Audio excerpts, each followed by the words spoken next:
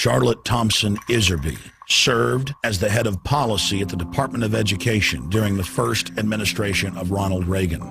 While working there, she discovered a long-term strategic plan by the tax-free foundations to transform America from a nation of rugged individualists and problem solvers to a country of servile, brainwashed minions who simply regurgitate whatever they're told. We now present to you the secret history of Western education, the scientific destruction of minds.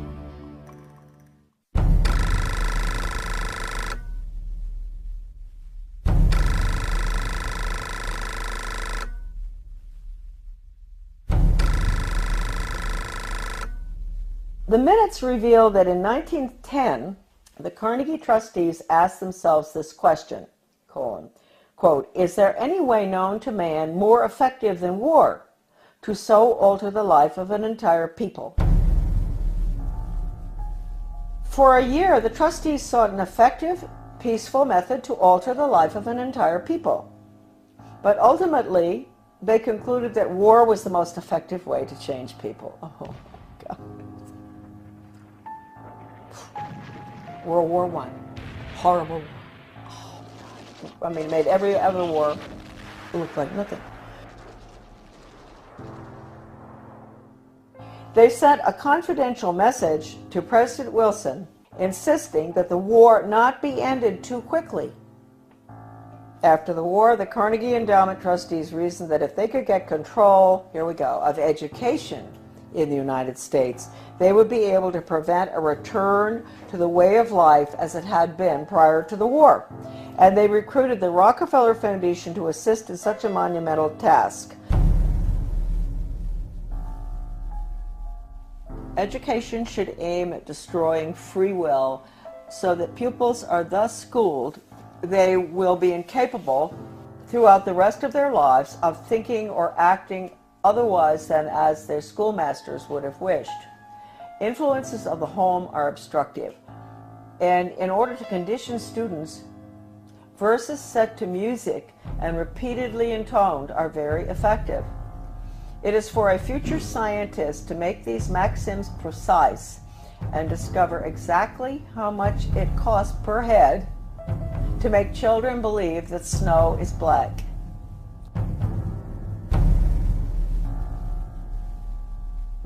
When the technique has been perfected, every government that has been in charge of education for more than one generation will be able to control its subjects securely without the need of armies or policemen." End quote. Young people cannot be trusted to form their own opinions. It's our job to tell them.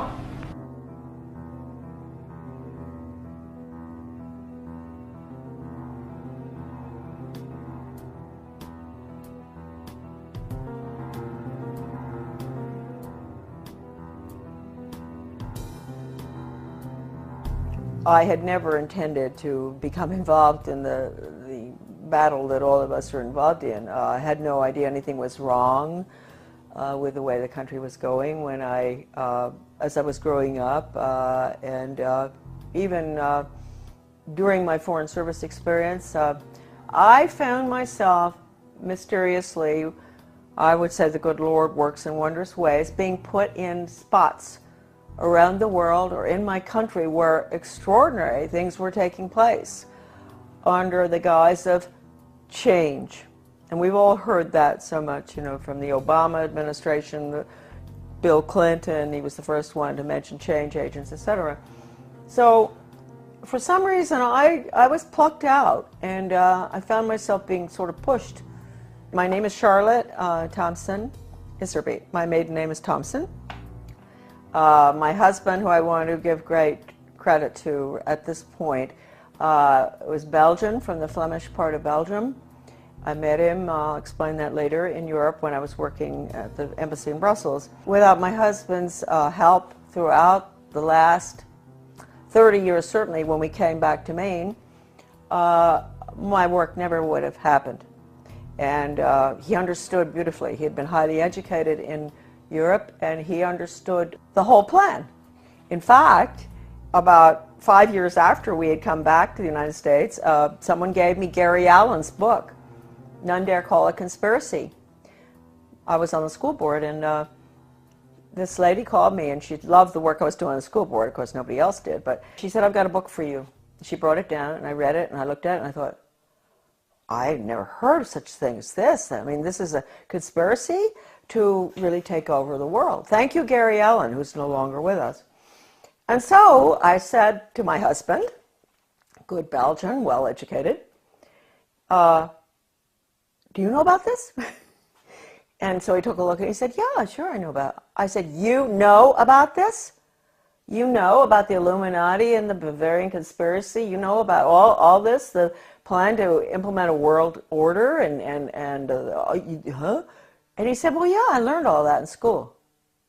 And I thought, oh, okay. So thank you, Jan, wherever you are. I think that maybe you are very involved in helping all of us right now straighten out this mess. We go back. I was born in 1930. Yes, I'm getting there. My mother was from Virginia, a wonderful Southern conservative, wonderful gal.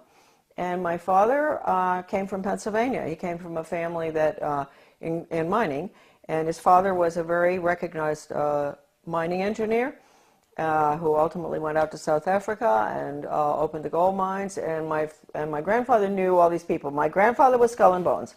My father was a wonderful person. He was mayor of several towns on Long Island, New York, and in New Jersey, and he was a real constitutionalist.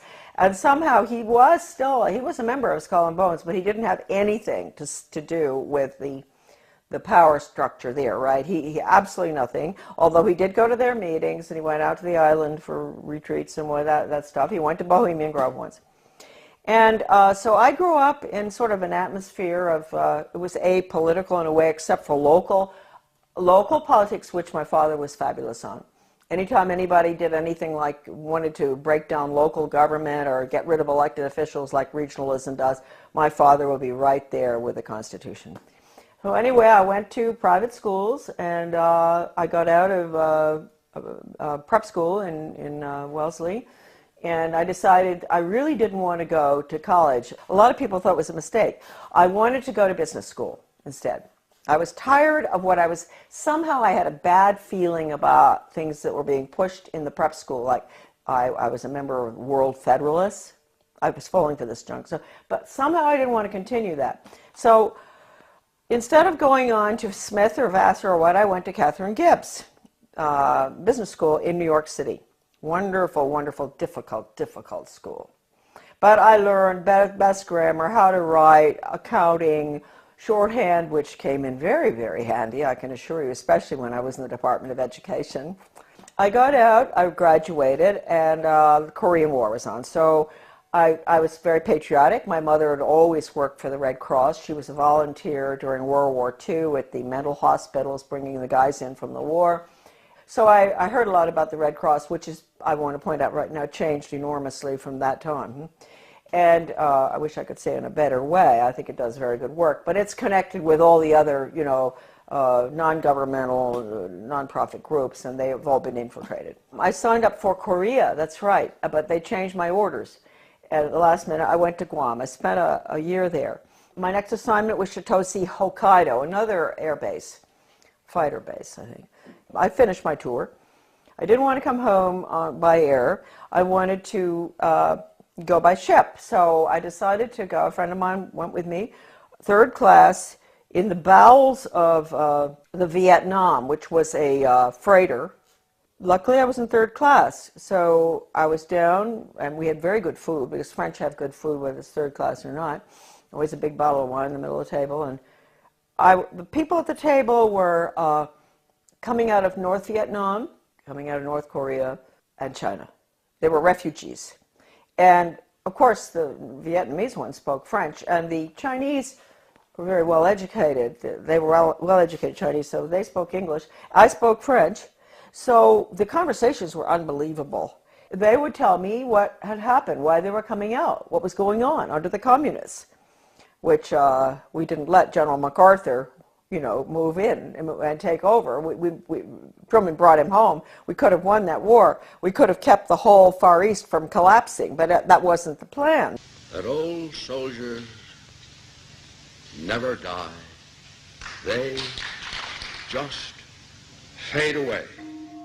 This one woman was taking her daughter to Paris, to the conservatory there of music, to study piano.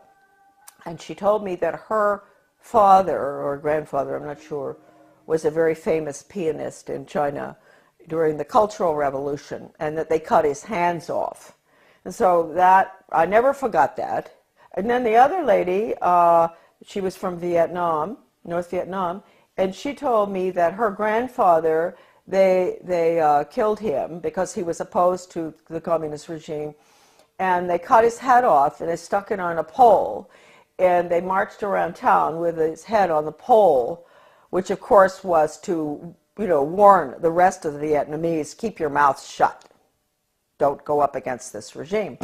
Then my father, he's a New York lawyer, absolutely wonderful person, great sense of humor, and I know he's skull and bone, so we have to forgive him for that. But anyway, so he says to me after, I've been gone for 2 years, mind you. This is his young daughter that he cried when I left, right? What are you doing going abroad? So after 2 months home, he said to me, Shar, well, when are you thinking about moving on? And I thought, God, I've only been home 2 months. I've been gone for over 2 years, and they want me out of here. And I thought, well, I guess he's right. I better not hang around home forever. And so I went down to the State Department. I had all the background because of Catherine Gibbs. That's the best thing that ever happened. I had the credentials to get into the State Department to work for ambassadors, which I did, assistant secretaries. I worked in Washington in Soviet affairs, in Middle Eastern affairs when all the Suez Canal stuff and everything was going on.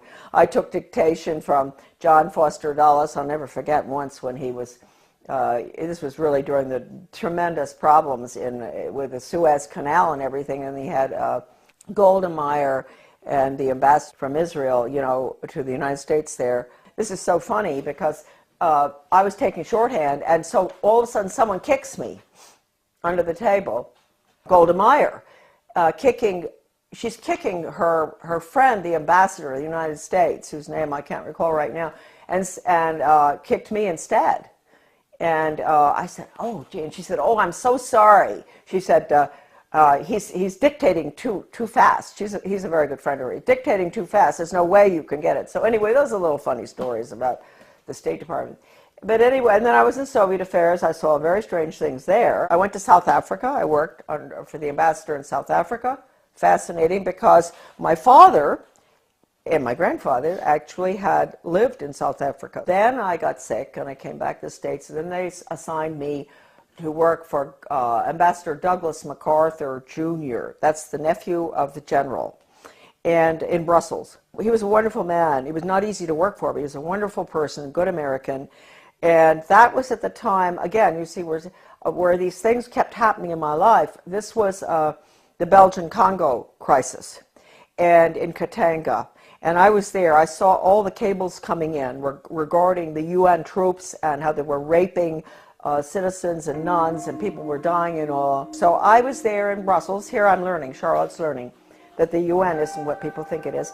And all these cables coming in. I meet my husband. I meet him on a train going skiing. That's how I met my husband.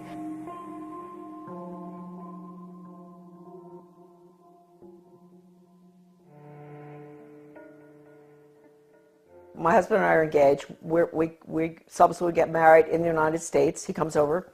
Then we go back to Belgium, and we're there for about 4 years. And then from there we go again to a hot spot, which I didn't realize. I'm talking about the weird things that happened. The hot spot was Grenada. I could see then from our house overlooking the bay, the lagoon in St. George's, all this activity.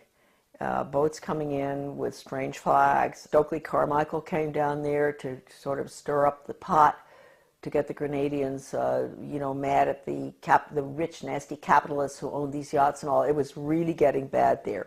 And I knew the political situation well because we had Grenadians working on the boat. I had a lot of Grenadian friends in government as well. Anyway, we left. We were there about 5 years. And then when we left, I remember telling our Grenadian friends, you're going to have trouble here. There's trouble's coming. And of course it did. In 1984 4, I guess. That was one good thing Ronald Reagan did, which I was opposed to because it was a UN move, but he saved a lot of my friends from being killed by the Soviet regime in Grenada by moving in there to protect, so-called protect American students. But it was really the oil pipelines, I think, of Rockefeller that we were protecting. We're in Grenada. We go back to the United States. I put the children in public school. So here we go. I had no idea that education would be any different from sort of what I'd had. I had had a good education, a private school education, but I didn't know.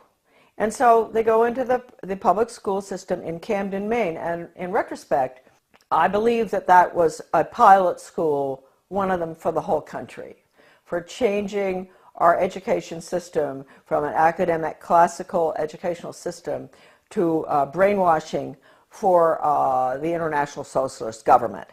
Everybody has all the research on this. I have so much. It's all in my book, The Deliberate Dumbing Down of America. I hit Camden and I start asking, I get on a little committee, philosophy committee, and we were all asked by the superintendent, a highly skilled change agent out of Harvard, well, I want to know what all of you feel the purpose of education should be. And so I said, well, I think it should be to give the students a sound academic education in basics and also a strong sense of sound morals and values. And boom, they all looked at me and they said, whose values? And I thought, hey, what's going on here? I said, well, what's happened in my country? I mean, don't we still have the same values? I mean, don't we all sort of agree? You don't steal, you don't rob, you don't kill babies, you don't kill people in war, a lot of things that I thought we believed in. You don't lie. Everything was changing, and I saw it, and I saw the curriculum coming in, and I went for the values clarification training myself to find out. I had a call from a master teacher who taught all over the world, and she said, you are absolutely correct. I was on the school board by that time. After 3 tries, I got on. And she said, you're absolutely correct. I want to pay for you to go for some in-service training. And I said, in what? And she said, well, it's called Innovations in Education, and it's how to become a change agent. She paid $100 for me to go. I went. And all these normal-looking people, nice, some from my own school district and all, and the guy is a facilitator, but he's using this big book called Innovations in Education, a Change Agent's Guide, and it has all these case studies of teachers and administrators and how to sneak in controversial curriculum such as death ed, sex ed, bullying ed, alcohol ed, drug ed, all these programs that have education hanging off the end of them that have nothing to do with education. It's interesting. You don't have math ed and science ed and all. They call it math and science and history, right? But when you see anything with education hanging off the end of it, red flag, huh?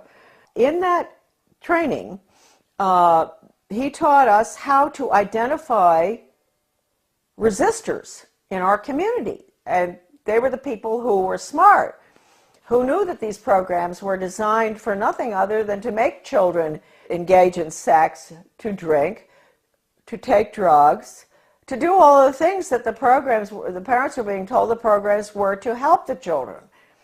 I was considered a resistor too. Here they were training me to identify myself, huh? And so I never ever got over that. Also, we were being trained to go to the important people in the community, and they're really very good people. We all know who they are. They're friends of ours and all, but they're head of Rotary, head of Garden Club, head of Historical Society. You go to them and you explain to them in very, very good, highly skilled change agent manner, which is just lies, how important these programs are for your children. We've got to put these programs in. This was 1973, all the way through right now. Huh? That period in education, we call it the unfreezing of our children's values, the ones taught by the parents at home and the church, basically. Change agents were highly trained by the National Training Laboratories. We had the headquarters for that in Bethel, Maine. That goes all the way back to World War II. I have the original paper from that, and it said that what they're putting in is they want to change the values to unfreeze the system, and then they're going to implement the new values, the new communist values for world government. That was the goal, and they did a good job on it between 1970 and the year 2000.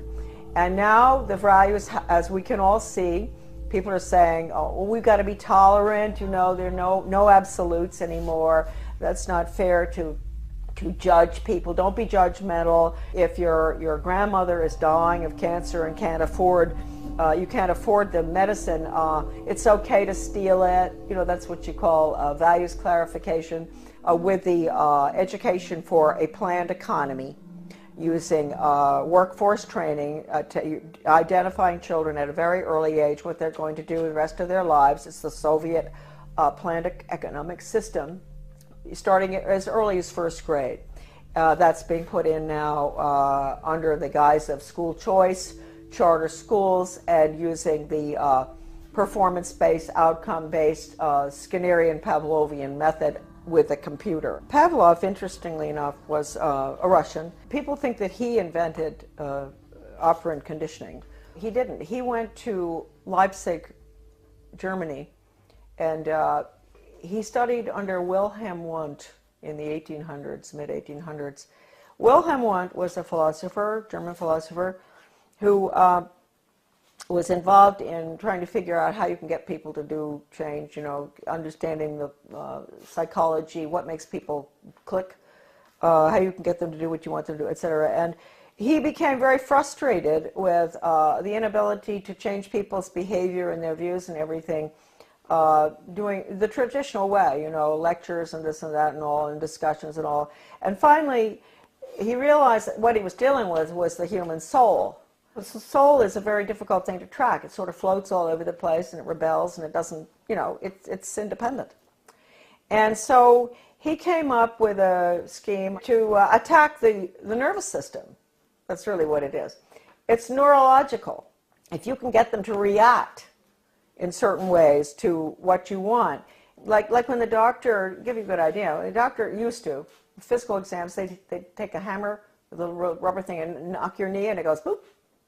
So he figured, well, you know what? We can operate on that thesis, where we attack the nervous system, and it's a stimulus response thing. So you have to provide the stimulus in order to get the response. Well, if it was dog training, the stimulus would be a dog biscuit or something, and ultimately, when the dog sees you taking the biscuit out of the box, he's going to do what you want, right? And so it's really pretty simple. I had never gotten involved in having to figure it out until a very good friend of mine, a teacher in Arizona, had to go through the first program that was brought out of 1965. One of the first ones, it was called Mastery Learning. And she quit education when she went through the training. She said it was so sick, and she had papers from doctors and all saying it even makes children sick. And I met her when I went into the U.S. Department of Ed, because I found her correspondence came to my office, and it was referred to me, and that was how I met her. And she was the one who educated me about operant conditioning and how awful it is. I mean, it can absolutely destroy free will. We had free will until we got to the computer. The computer absolutely destroys. The child there's no thinking going on there. There's no transfer being made. And you've got to understand that. All the documents in regard to this by people, not myself, by educators who have been trained in it, are in my book. So you don't have to say Charlotte said that. You can say Professor so-and-so said that. I have one incredible paper in the back of my book by a leading educator written in the 60s that I managed to get. It was attached to the Project Best application for funding that I talked about, the one I got fired for.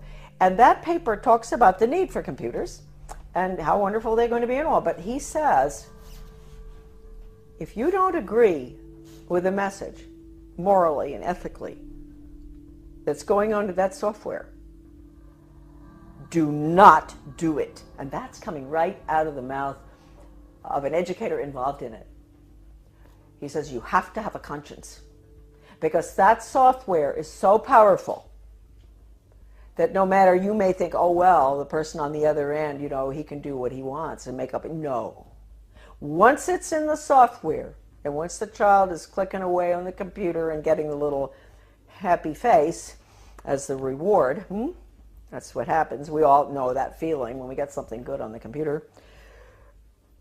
He's not going to ask any questions. That's it. Finished. And it can bring the student to a certain totally opposite position in their thinking using Socratic questioning. So it's very dangerous. I can't tell you how dangerous it is. I mean, how dangerous is a method that can actually change, actually destroy one's conscience. That's bad news. And we were all softened up, and that's what we're looking at today. Now, the refreezing has to take place.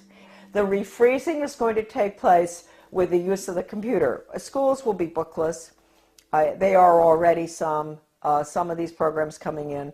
So anyway, I was on the board. I saw that. I went for the retraining. Then I got off the board, and I formed with Bettina Dobbs of Maine, a wonderful teacher and a nurse. We formed something called Guardians of Education for Maine. And we were in business for about 15 years. We did a lot of very good work. In 1980, I went to work for Ronald Reagan, and I worked there for 2 years until I was fired. Right? But I had worked hard for him from 1978 to get him elected. Right? And then in 1980, because of the work I'd done and the work in education, I got an appointment in the U.S. Department of Education. Because the people in Washington, with the conservatives, they were good back then. They're not anymore.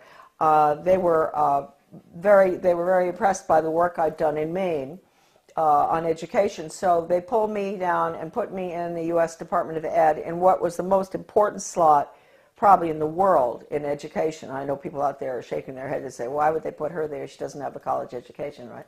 Why are they putting her in there? Well, they knew, first of all, Reagan had promised to get rid of the Department of Education, something he didn't do, and I will hold that against him forever, because he could have. Since that was the plan, when they were staffing the department, they didn't have to put important people in those old slots. Like my slot that I got put into would have been filled by the former president of Harvard or Stanford or something, right? Or University of Chicago. That job had been held in the past by very important people in education. But since they were getting rid of the department, it didn't make any difference. So they just plopped me in. Now talk about the hand of God, huh? And all my files were full of everything they planned on doing. And so I don't even think my boss knew this. You know, he was a so-called conservative. But he became very suspicious about me because I was always busy. Even though I didn't have a lot of work to do from him, I was always busy because I had lots of things to read. And I would stay after work. I'd stay until 2 a.m. in the morning. When everybody was gone, I'd get into everything. Sure, if it had just been the job and all the files and everything had been whisked away by these former very important educational change agent communists, Marxists, I would not have found stuff, but all the stuff was left in the office. What I saw was so depressing. That's hardly the word. I mean, this was the education of Charlotte. It was the greatest horror story I had ever encountered. And at one point, he sent me, he wanted to get rid of me out of that office. He sent me up to the National Institute of Education, which is where all the research is performed. They send out all the grants and contracts to the universities or schools or whatever from there. I found out I was really in the belly of the beast right there, because I had access to all the computer printouts of all the grants and contracts of your money folks going out, not just across our country, but all around the world, about how to change the education system from academics to a brainwashing using Pavlovian, Skinnerian, operant conditioning computers and workforce training for the globalist economy, the corporate fascist socialist communist government that's coming right in this minute. I had a friend from Maryland who used to come and she had a huge Cadillac, and I'd get all my stuff and put it in, interesting for many people, LL bean bags. You know those big LL bean bags? Those huge ones? And I'd put all the papers in there, and at lunchtime we'd meet uptown for lunch. She'd come in, marvelous gal, Australian, who I absolutely love, probably one of the finest Americans who ever, she was Australian, but she did more for our country than anybody I've ever known. Brilliant. We'd meet, dump the stuff in her car, go have lunch. She'd take it home. She'd get some of it out to the people across the country.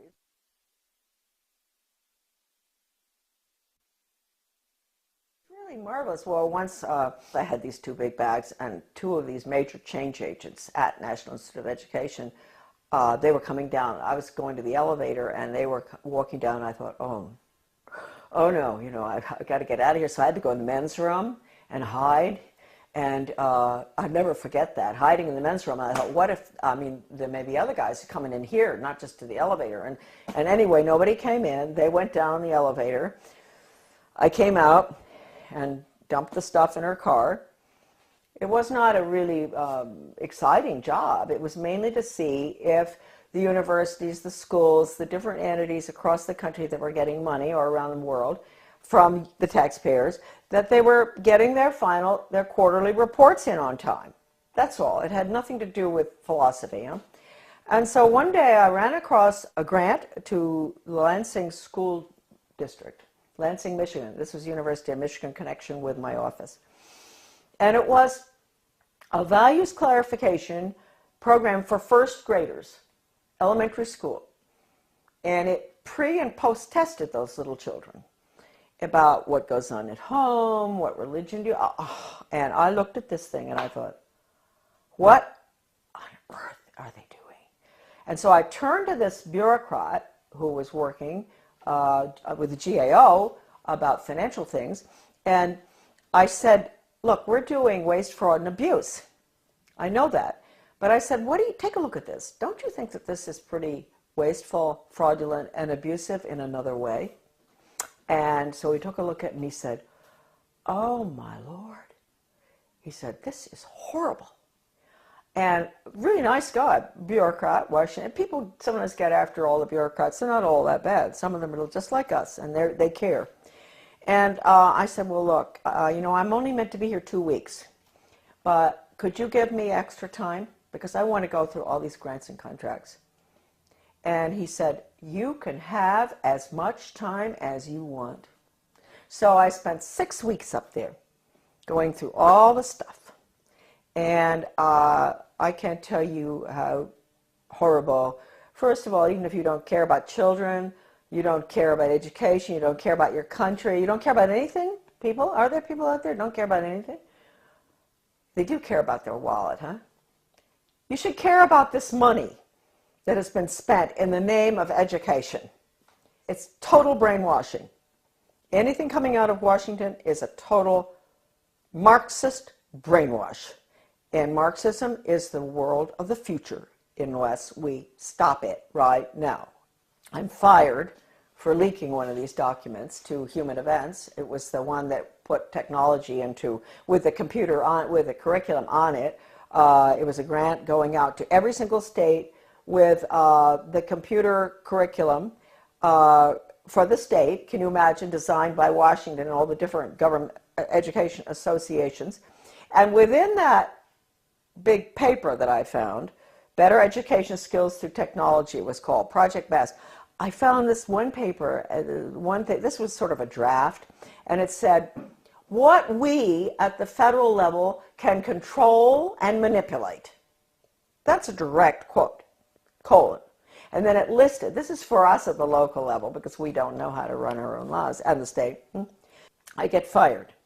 Then I write the president, I write Reagan, and I tell him what's going on in the department. And I said, you would be shocked if you knew. This place has got to be shut down, etc.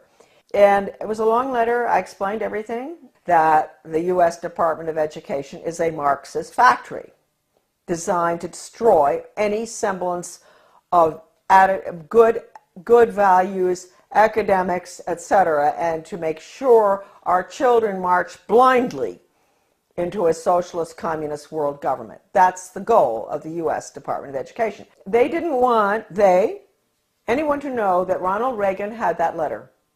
So I never got a reply. I tried to. I called Ed Meese. I went home, called Ed Meese, who was the chief counselor or whatever in the White House, and I said, I want to talk to you all. I want an answer to that letter. Finally, I went down and talked with Ed Meese's aide, Ken Cribb, and I said, he patted me on the shoulder, you know, that way they do that. Oh, Charlotte, aren't you pleased to know the president got your letter? That's an admission right there. I know he got it because John Lofton, a journalist at that time in Washington, called his office, the White House, back in 1983 or something, and asked. And they said, yes, it's on his desk, and he's marked it up. So let's get that straight. He had it. The purpose of that letter was to make sure that that department is abolished and the American public education is returned to its original status, run at the local level and with elected school board members and with no influence whatsoever from the federal or international level. That's how it should be. It was the best education system in the world. That's what I was asking for.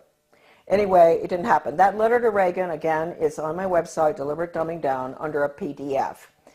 I wrote in 1985 a book called Back to Basics Reform or Skinnerian International Curriculum. And to make sure people read this little 39-pager, I decided to put an asterisk so that they didn't really have to read it. I put an asterisk which said, necessary for United States participation in a one-world socialist government plan for the early years of the 21st century. When the conservatives, the neocons, let's call them that, not Goldwater people, when the neoconservatives, Heritage Foundation, all of those groups, I'm sorry folks, when they saw that book, they boycotted it. They boycotted that book, which told Americans exactly what I just told all of you, what I'd seen, and that we had to get rid of the department. It all happened under Ronald Reagan. You call it what you want, corporate fascism, socialism, communism, planned economy. You call it what you want. What is it? It's really, it's horrible. Your children have no upward mobility whatsoever. I told you earlier. I said, yeah, they're put into a slot early on. The government and the schools, they decide what your child is capable of doing the rest of his life.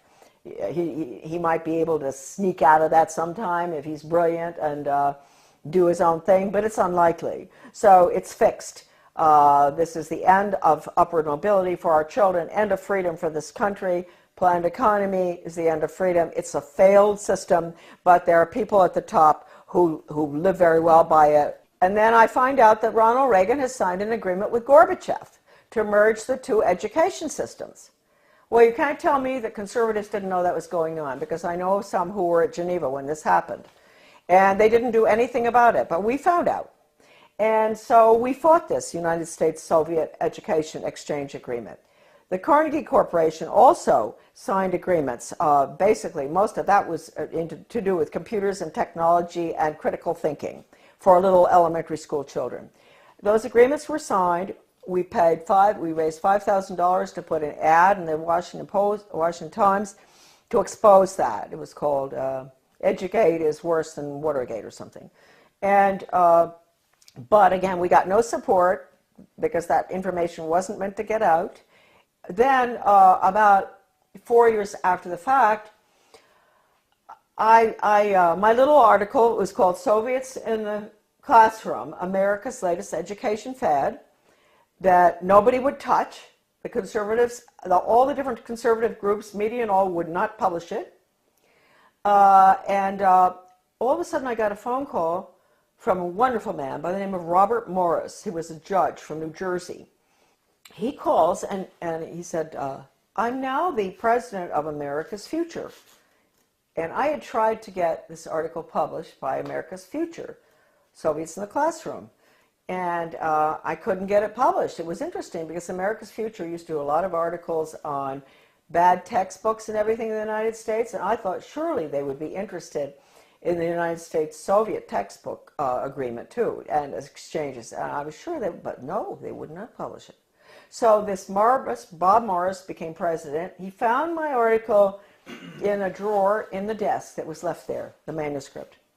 And he read it and he thought, oh, what is this? Can you imagine? He's a leading conservative himself, very important person. He had not heard about it. He had not heard what Reagan had done. It's happened ever since 1958, when the first agreement was signed by Eisenhower with the Soviet Union at the peak of the Cold War. And then the various agreements have been signed all the way through until recently, one with China. So we have merged, and let me point out, just today, I was informed that there are forces at work in the state of Maine that are surrounding our wonderful people that we elected last November. Traditional Mainers, good, hardworking Mainers who were very upset about what's going on. They worked hard to get our governor in, a wonderful man, Paul LePage. And I want to warn all of you that out in your states, if you elected some really good people, they've been surrounded. And you've got to be very careful. You've got to let them know not to go along with any of the agendas that call for regional government or consolidation. Because regionalism, you know, the merging of services, the police forces in one town, police force merges with another one, the schools consolidate, all the little schools merge into a big one. They tell you that's to save money and all. They're lying to you, because it doesn't. We know that. It doesn't save money.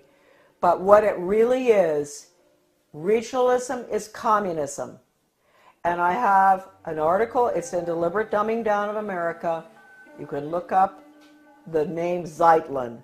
You will see this communist writer for the Communist Daily World in the mid-70s talking about the need for the United States to implement regionalism and consolidation.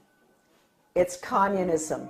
So any effort that you see out there where they use the word, they don't use the word regionalism that much anymore, they're getting smart. They use the word consolidation. They convince the people, especially in economic downturn times like right now, this tragic time we're going through, that this will save money, that it won't have as high taxes. Consolidate, consolidate, don't do it. We are the major country that's going down to communism, and the rest of the world will follow.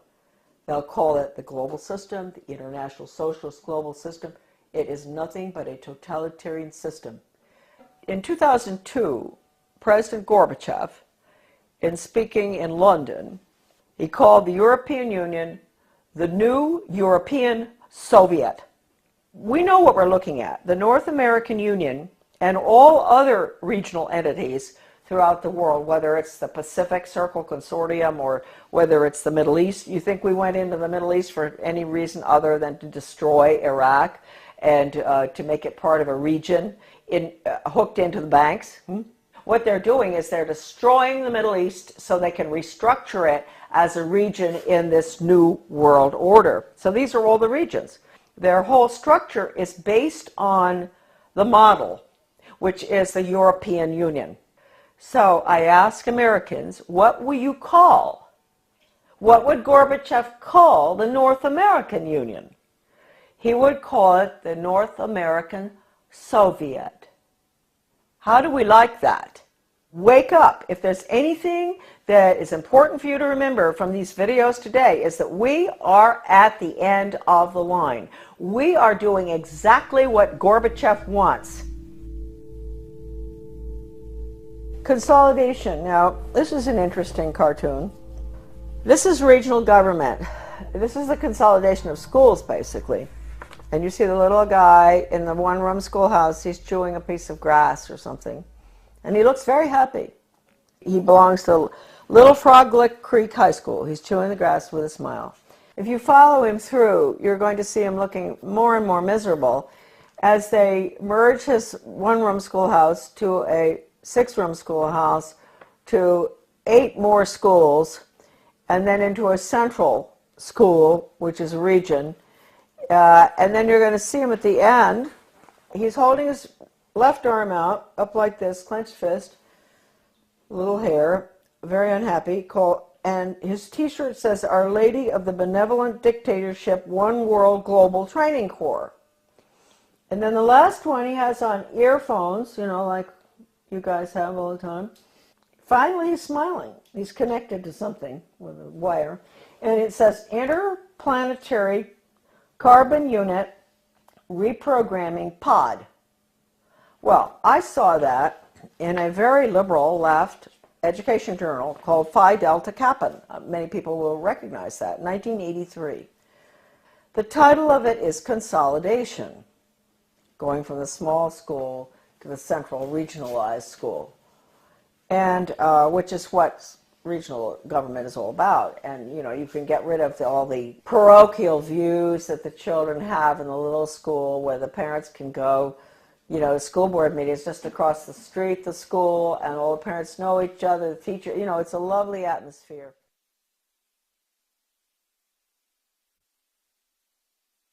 And then you end up with all the children going long distances on the bus, which is no good for them, to the regional school.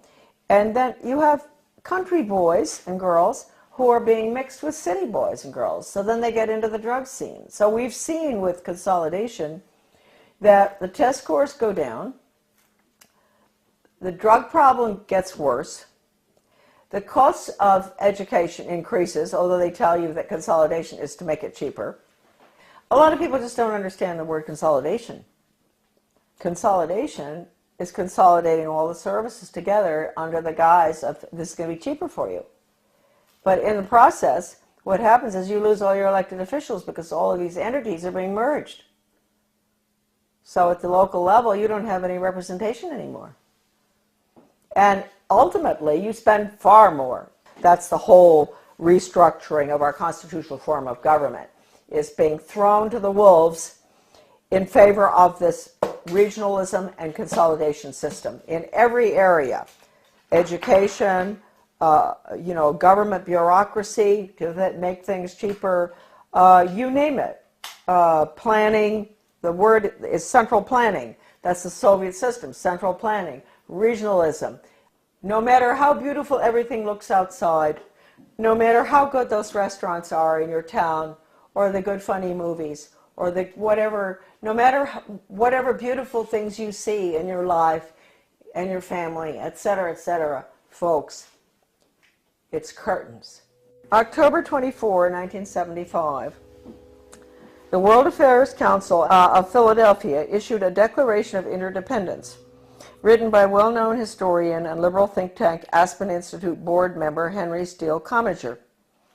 This alarming document, which called to mind President Kennedy's July 4, 1962 speech calling for a Declaration of Interdependence, Kennedy, was written as a contribution to our nation's celebration of its 200th birthday and signed by 125 members of the U.S. Senate and House. When in the course of history the threat of extinction confronts mankind, it is necessary for the people of the United States to declare their interdependence with the people of all nations and to embrace those principles and build those institutions which will enable mankind to survive and civilization to flourish.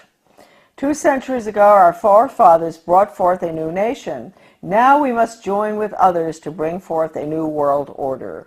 We affirm that the economy of all nations is a seamless web, and that no one man can any longer effectively maintain its processes of production and monetary systems without recognizing the necessity for collaborative regulation by international authorities. This little blue book is called Conclusions and Recommendations, and it has a weird title, and you'd think it only deals with social studies, but it doesn't. It's the report of the Commission on the Social Studies. It was funded by the Carnegie Corporation, and the book virtually recommends that the curriculum all be geared towards the Soviet system, internationalism, planned economy, etc. It's been referred to by a leading British professor of British socialism as a plan for a socialist America. This book is at my son's website, AmericanDeception.com, thank heavens, because this is the only copy that exists in the whole world, right here. All right, so that's dated 1934. And what they're doing there is they're really talking about putting in a planned economy. So that's what we're putting in right now with the program that's just gone into our little school in Dresden, Maine. We've put in the Di Lorenzo Reinventing Schools plan, which I said earlier, your children will be graduating at 14 or 21. No grades, no ABCD, no kindergarten through 12th grade, because it's going to all be workforce training, and the curriculum will be based on the Malcolm Baldrige Total Quality Management Award that has only in the past been given to Cadillac and Hilton Hotels and things like that. The Malcolm Baldrige National Quality Award gets results. We're not there yet. We're continuously improving, and it's something that is so deep in our organization that the concepts and principles of Baldrige will be applied forever here. So this same Carnegie Corporation in 1933 instituted the 8-year study, which went on until 1941. That's the Skinner method, performance-based, results-based. That's all what you can do, not what you know in your head. They don't want children to think or know anything, no history. It's what you can do for the good of the global economy. And the Education Commission of the States, a very important unconstitutional regional entity which controls education in every state as well, they had a little newsletter that I used to get. And one day I was reading it, and my eyes went down to the bottom of the page, and I said something. It said, outcomes-based education is, and of course I'd always been fighting outcomes-based education, and it said was experimented with for 8 years in the 1930s and 40s by the Carnegie Corporation. It was called the 8-year study. So nothing's new, folks. If we think the outcomes-based education that which is the biggest dumbing down education system that ever happened with children graduating at 14, right? If we think that it's new, no. It came from the 8-year study, which again was Carnegie. Okay. Now Carnegie, we might as well mention this at the same time. 1965, the Elementary and Secondary Education Act, Carnegie was all involved in paying for the national assessment, which is all 60% politically correct. That's the test that all schools around the country have had to give for the past, ever since 1965. Now it is 60% politically correct.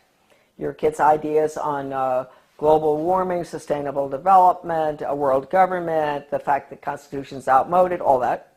So they paid for the national assessment. They were the ones instrumental in putting up the money for the Education Commission of the states in Denver. In your Senate Education Committee in your state, there's always going to be one person who is on the membership of the Education Commission of the states. So there'll be about 50 state people. So they get their orders from the Education Commission of the states.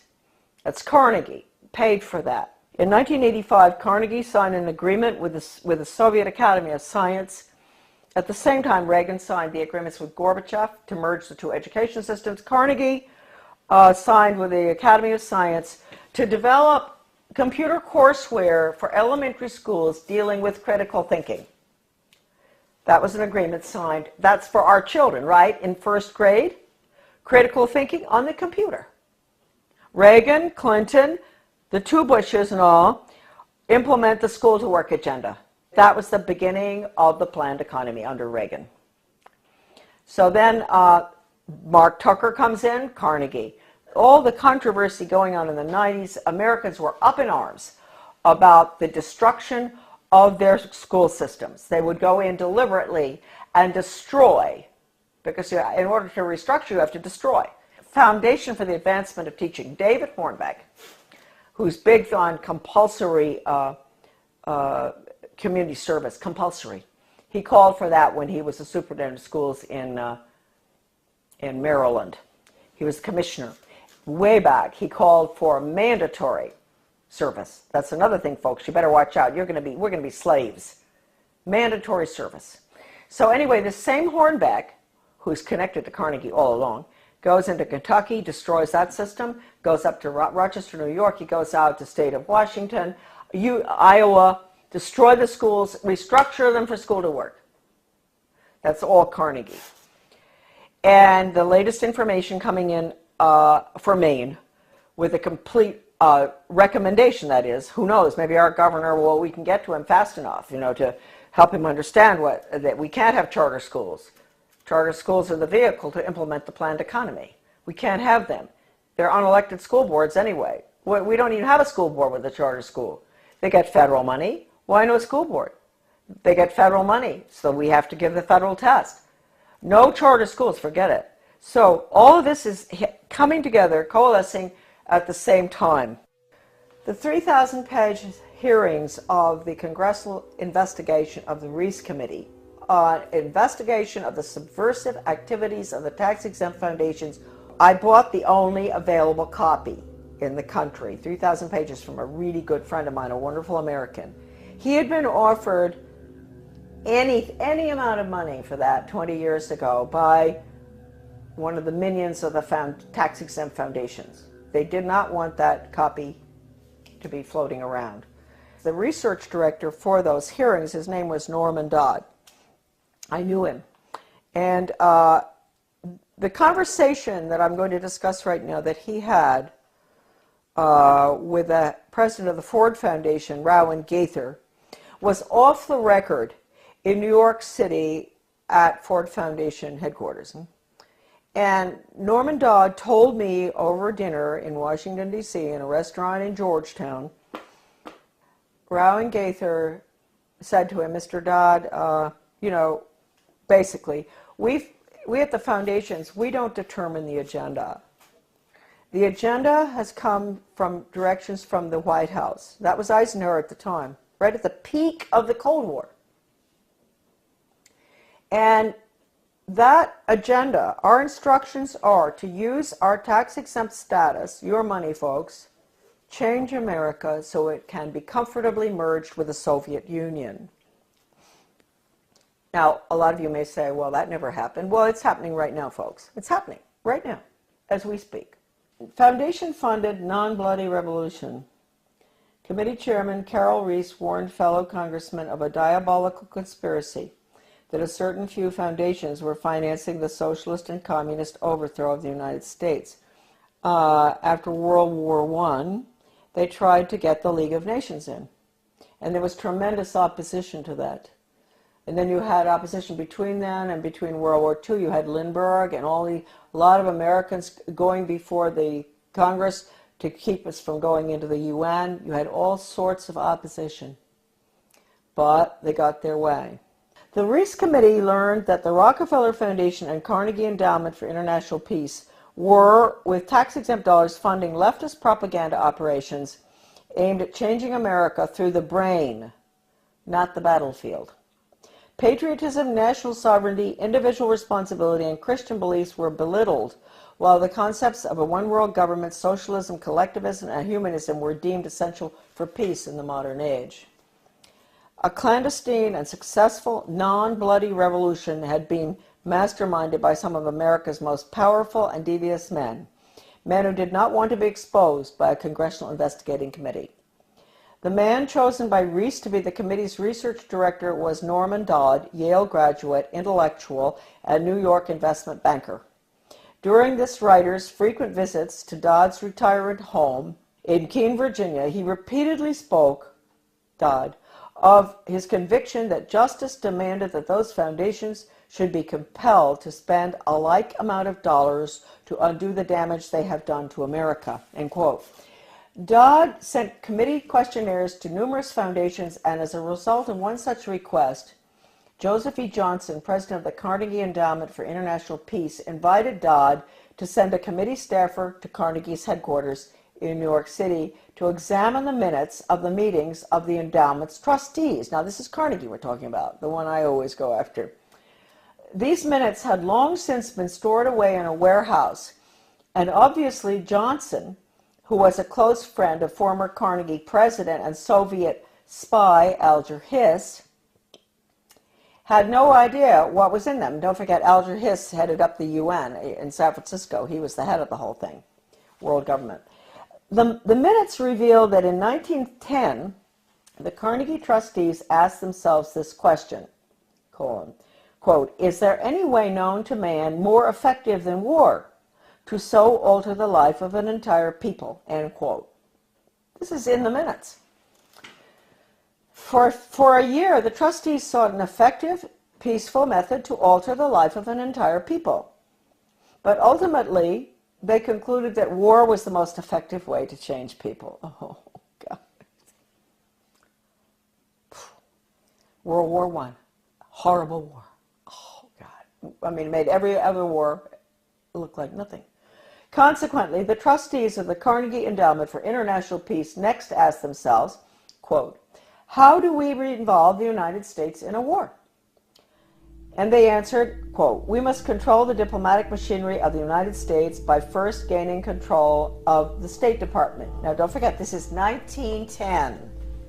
Norm Dodd said that the trustees' minutes reinforced what the Reese Committee had uncovered elsewhere about the Carnegie Endowment.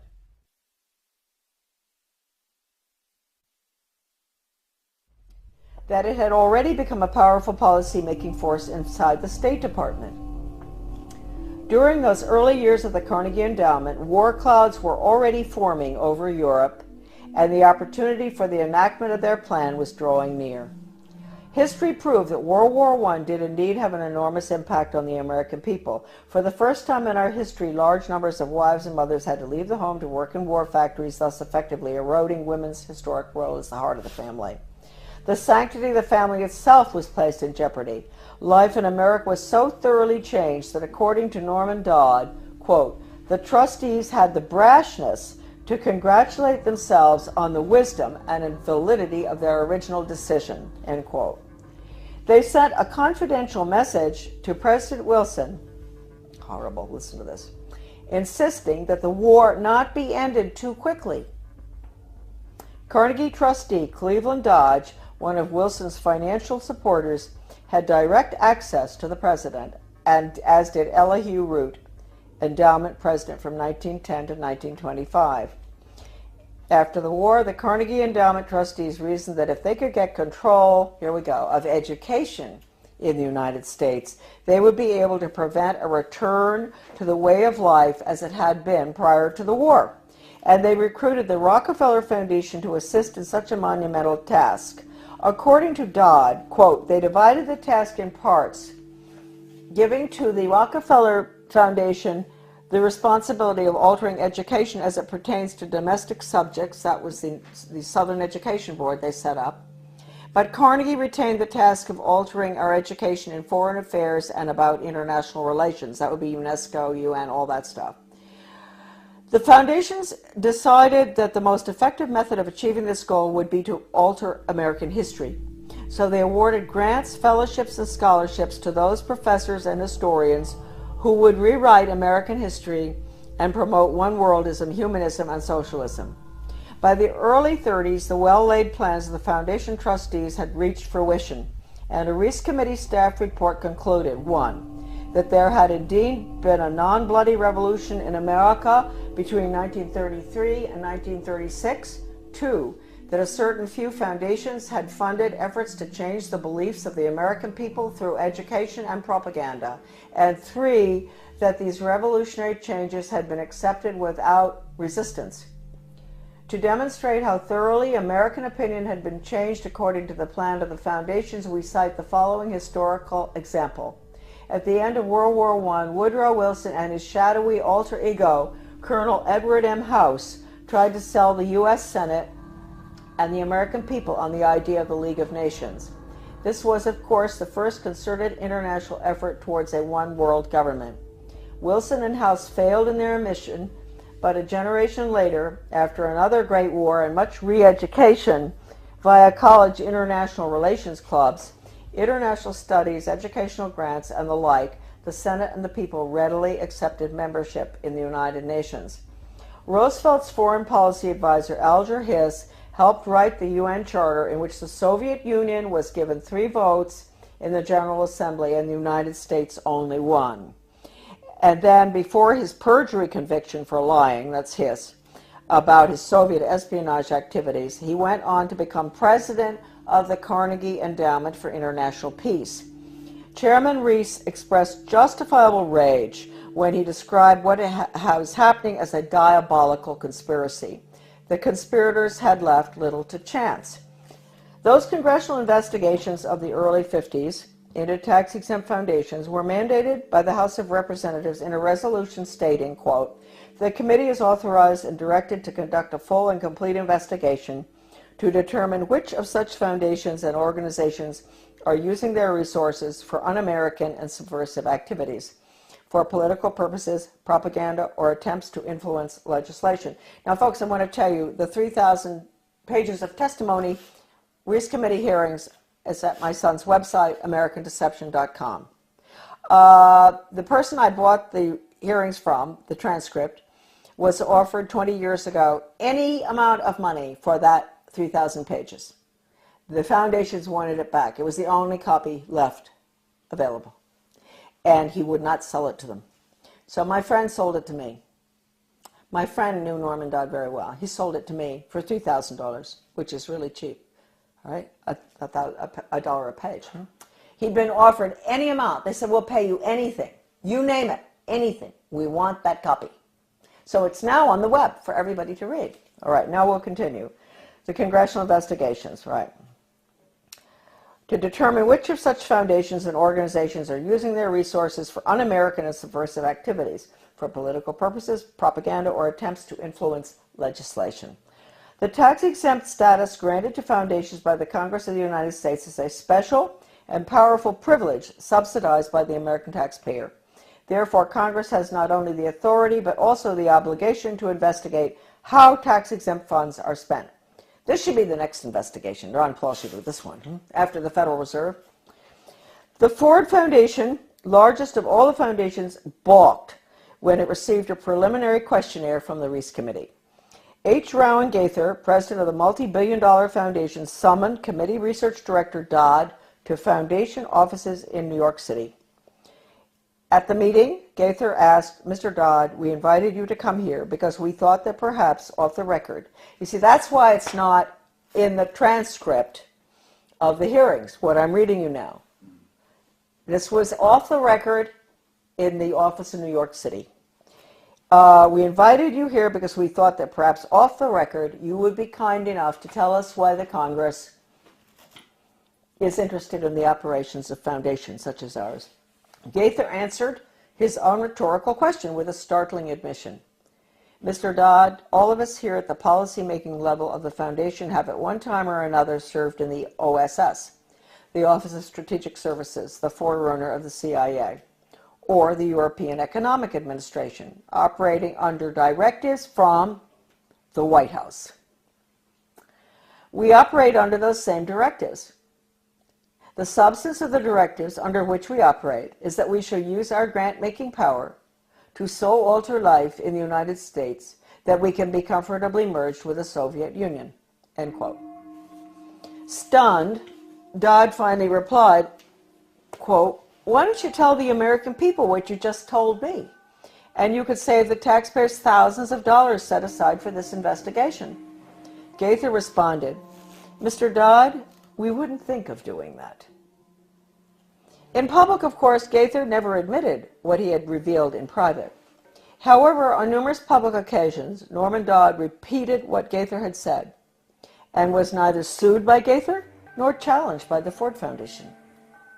The latest article that I've written with Debbie Niwa, a wonderful researcher, a magnificent person and brilliant, did all the graphics and formatting and a lot of her own research as well on change agents and how they brought Americans to have a totally different mindset using all the sensitivity training. Debbie had some fantastic research of hers is in that article.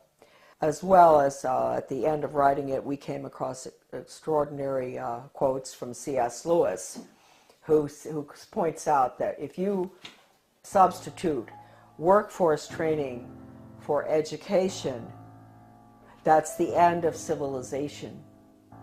It's the end of the human being as an entity opposed to being an animal.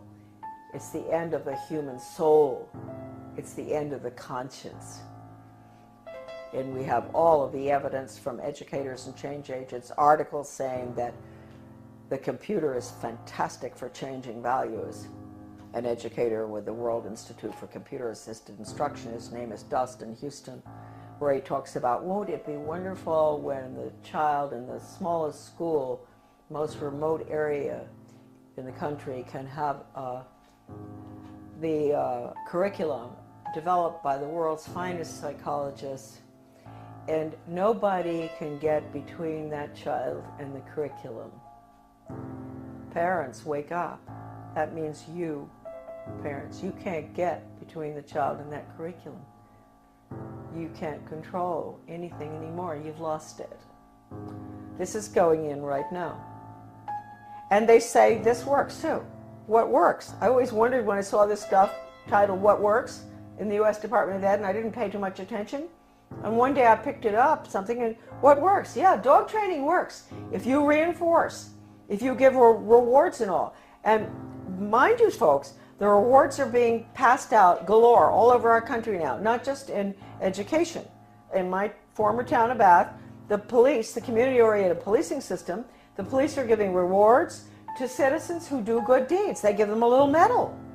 They see them to help an older lady across the street who has groceries. The police determine what the good deed is. She gets a medal. That's a reward.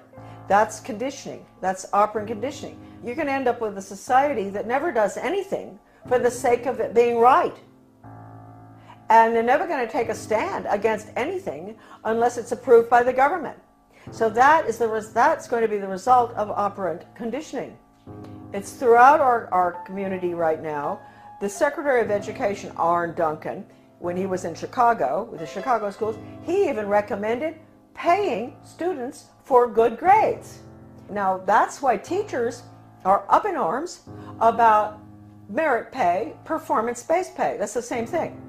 They're going to pay the teachers for students getting good test scores. Now, wait a minute. First of all, you might think that sounds good. No, you got to ask yourself, what's the test? It's hard to believe that anybody would deliberately do this to children, but they are. They're evil people, and their agenda has been evil ever since this book was written. This is it. Proofs of a Conspiracy by John Robison, great Scottish scholar.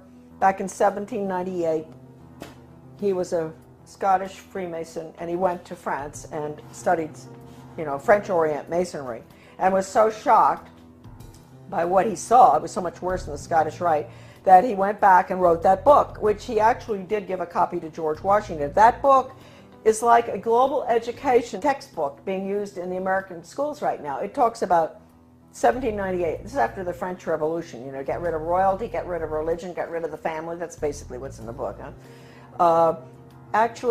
They talk about dropping borders. Sounds just like a global ed curriculum. Turning the children against their parents. It's pure communism. That's why I say that now, basically the only thing that we can do, certainly with education, which is being turned into nothing but corporate school-to-work agenda, using the Soviet-Cuban Polytech system where they pull the children out, send them over to the cigar factory, at noon to learn how to make cigars. The same thing here. That's being put in. It's been in the works for 30 years. The nail is going in the coffin right now. It's coming out of Europe. It's the program that's going through Maine right now is called Reinventing Education. Di Lorenzo. This is all in my article, The Death of Free Will. All of this documentation about the final nail in the coffin, which will be school to work across the board for global corporate profits. Our children are nothing but human resources and guinea pigs to be trained like animals. Animal training using Pavlov, Skinner, all of which was brought into the United States by, we'll get on to, the order at Skull and Bones.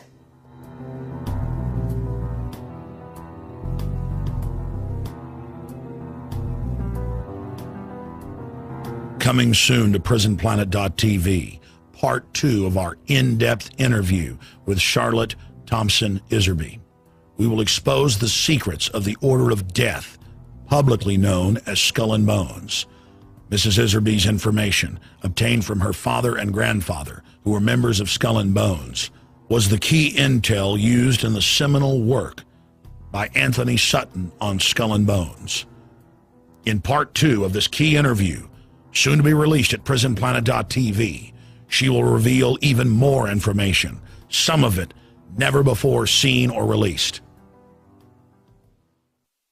Visit Infowars.com and PrisonPlanet.com. When you're on the sites, you can also tune in 24 hours a day to my daily radio broadcast. There's also a free iPhone app to listen to the syndicated radio show when and where you want.